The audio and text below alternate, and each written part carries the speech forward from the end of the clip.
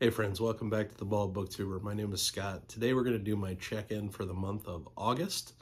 Today is August 15th, so it's time for another check-in for the month. So thus far I have read 5 books, of which one of them I started actually in July. But we'll go through those 5 books. We'll talk about how I'm feeling about the books. I won't give ratings just yet because I'll save that for the monthly wrap-up, but I'll at least give an indication of how I'm feeling about everything. I've loved everything I've read so far, which again is great. Yeah, we'll go from there.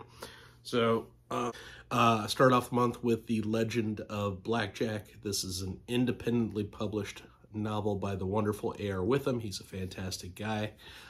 Please do check out this book. I do have a dedicated review for it on the channel. It is absolutely amazing. I can't say enough good things about either the book or the author, though I have tried in that review. So please check that out. Andy, AR, is just a fantastic guy, and I want so many people to check this book out. It's good for most ages. I'd say 13 and above can read this, so get yourself a copy, get your kids a copy, etc. It is wonderful, and thus far it only has 104 ratings on Goodreads, which is a criminally underread type of book. In contrast, we'll move to the next book, which I also love and which was a reread. That currently has 75,557 ratings, just to have a basis for comparison. Let's get AR up there. Okay, the next book I actually started in July. It's called A Knight of the Seven Kingdoms. It's by George R.R. Martin, obviously one of my very favorite authors in my very favorite fictional world. It is here. So it's made up of 3 novellas. They are collectively called the Dunk and Egg novellas. It's about Sir Duncan the Tall and Egg, who goes on to be Aegon the Unlikely. Just dynamite books. It chronicles the time in between Fire and Blood and the time of the series proper. So good stuff. A lot of Targaryen stuff in there, some Blackfire Rebellion stuff in there. Yeah, I really dig it. It was a reread, as I said. I read the novellas as they came out, and then this is the first time I kind of collectively read them together. The 3 novellas are called The Hedge Knight, The Sworn Sword, and The Mystery Knight. So of the 3, The Hedge Knight is my favorite, but I love them all.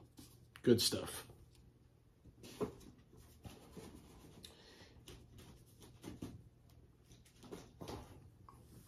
And if you get that bound volume, there is some really cool illustrations and stuff like that as well, which is very good. Next up, I had a library hold come through of a book I've been wanting to read, which is really good, and my friend Joanna recently read as well.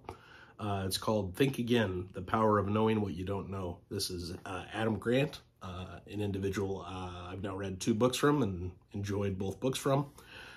He writes nonfiction, obviously. He did the originals, which I have talked about earlier this year, which I really loved.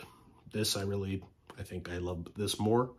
And it has a lot to do with kind of challenging your assumptions and being willing to have an open mind about things, and really the power of not only thinking about things, but again, obviously thinking about them yet again. There are some useful examples in there. I liked a lot of the stuff about NASA and about how had some thinking again taking place. Obviously, it's hypothetical. We don't really know, but might have saved some lives, might have made things safer for people, and kind of followed the career of an individual who made it a point to always think again and kind of, her trajectory within the NASA organization. So that was really good. I liked all that stuff. yeah, I'll be talking a little bit more about it on the wrap-up, but encourage you to check it out. After that, another library book was available on Libby immediately, and if you don't know, Jerry Seinfeld is one of my very favorite comedians. I think he's one of the funniest people to ever live. And his book came out recently. It's called, it came out in 2020. It's called Is This Anything? And I really enjoyed it. It wasn't quite what I expected. It started off almost like a memoir about his love for comedy and you know, his conversations with other people. And then it kind of adjusted and pivoted into just a listing of all the jokes he had ever written down. Seinfeld is very famous for keeping kind of a journal, an ongoing journal of all of his jokes. So he basically went through his journal of all his jokes. So I listened to the audiobook of him saying all his jokes. So it was a little bit like a comedy routine. I really liked it. I laughed many, many times. Many of the jokes I'd obviously heard before.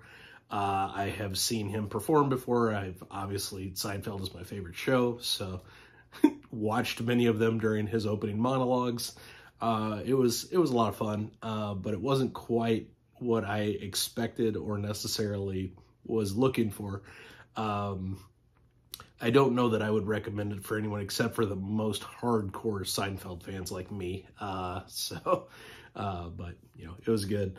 Yeah. I'm glad I listened to it. I'm glad I read it. Yeah, I would have rather liked a dedicated memoir, a dedicated biography. I didn't get that, so that's all right. And then last but 100% not least, I did a reread of Empire of Silence. This is book 1 of Christopher Ruocchio's magnificent Sun Eater series. I adored this book the first time I read it. Now, knowing what I know about the entire series, the reread I loved even more. I had a great time with this. I revisited via immersive reading, so I got to listen to my boy Samuel Roken yet again narrate it for me while I read. It was a fantastic experience. I had initially planned to kind of read these slowly leading up to the release of Ashes of Man on December 13th. I'm going to have to adjust those plans because I asked for and actually received an advanced reader copy of the Book 5 Ashes of Man advanced reader copy. So that review copy is sitting staring at me waiting to be read. And if I hadn't started this reread, I've already been reading that now because I'm so excited to see what happens after the events of Kingdoms of Death. But I have dedicated myself to doing the rereads, so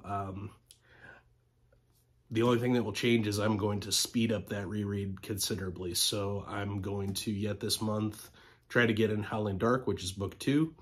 Hopefully next month I'll be able to get Demon in White and Kingdoms of Death reread, and then I'll be starting Ashes of Man, the advanced reader copy, either end of next month or beginning of the following month. So I want to make sure that I read it and review it in plenty of time prior to its release to get people some information about it, my thoughts, that kind of stuff. I do plan to do dedicated spoiler-free reviews of each of the books. So my plan for this week is to review Empire of Silence, which I don't even have a written Goodreads review out for, and I need to do that as well. So there's work to be done. But I definitely want more people to be checking out this series. It is one of my very favorite series. I can't say enough good things about it. In some channel news, also Sun Eater related, Mr. Ruocchio himself is going to be doing a chat with me later on this month. He'll be on the channel. He was on Moyd's channel, Media Death Cult, talking about his top 10 favorite sci-fi books and series. And I reached out to him and I said, you know, great. I like sci-fi too. I'm glad you did that video, but would you be open to coming onto my channel and talking about your top 10 favorite fantasy books or series? So he's going to do that. So I'm super stoked about that. That should be Friday, August 26th, I believe. So I don't know if the video will be up that day or if we'll just do the chat and then I'll edit it and put it up on the Saturday maybe. But I'm going to try very, very hard for it not to devolve into me being Chris Farley and him being Paul McCartney on the SNL skit and me just saying, remember when? Yeah, that was awesome. So, you know, we'll do what we can on that front, but I am super, super excited that he so graciously offered to do that. So I am very looking forward to seeing his top 10 list. I know some of the things that will be on it, including his number one, is very obviously going to be on it. I won't spoil anything for those that don't know Rockio, but I don't know the other things on the list, and even he said he wasn't sure, so he was sitting down to, you know, kind of prioritize and take a look at his top 10 list to see what it was going to be. So cool stuff. Other happenings. Dr. Philip Chase has very graciously offered to have me be on his channel in the coming weeks. I believe that will be Saturday, September 3rd. He does a segment called Dear Dr. Fantasy. I'll have his channel linked. I am very, very excited to do that. So I'll get to talk to Philip a little bit and hopefully not feel too dumb in his presence. So that will be very cool. And then, of course, I have House of the Dragon coverage coming up on Mike's channel, on Mike's Book Reviews, along with Mike and Madison. So that is coming as well. So lots of cool stuff, cool collaborations coming up on the channel. If any of you have channels and you want to do any collaborations, just let me know. I'm happy to go on your channel or vice versa. Let me know. I'm always up to talk books, so that'll be good. Yeah, other than that, I think I've been rambling on long enough, so hopefully you've enjoyed this little mini wrap-up. Thanks so much for watching and for the support as always. Please like and subscribe. And maybe most importantly to me, please comment. I enjoy the interactions. So if you want to drop me some comments, I always reply back to every comment. So would love to hear from everybody. So I hope you're having a very enjoyable reading month in August. And until next time, publication order always, my friends.